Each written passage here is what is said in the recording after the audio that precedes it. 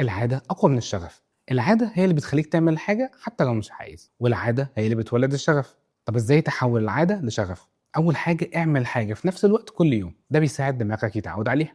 تاني حاجة اعمل الحاجة حتى لو مش عايز، وخصوصا لو أنت مش عايز. تالت حاجة احتفل بالانتصارات الصغيرة، أي حاجة تعملها كويس حتى لو بسيطة احتفل بيها.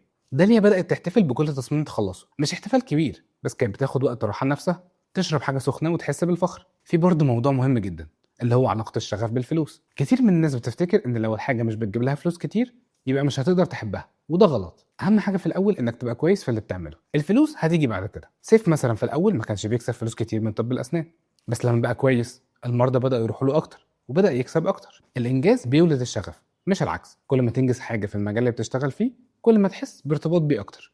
كل ما تحل مشكلة وكل ما تساعد حد، كل ما تعمل حاجة كويسة كل ما تحس انك جزء من المجال ده. نوها بدأت تحس بالانتماء للتسويق لما نجحت في اول كامبين عملتها. ما حسيتش بالانتماء ده قبل النجاح. مش كفاية تشتغل عشان بس تشتغل، لازم يكون عندك هدف اكبر من الشغل نفسه. هدف انك تأثر على الناس، انك تحل مشكلة، انك تساعد حد. ادم هدفه الاكبر انه يعمل ابلكيشنز تساعد الناس تنظم حياتها، وده اللي بيديله طاقة يفضل يتعلم ويتطور. الفشل جزء من الرحلة، مش عيب انك تفشل، العيب انك تسيب بعد الفشل ده.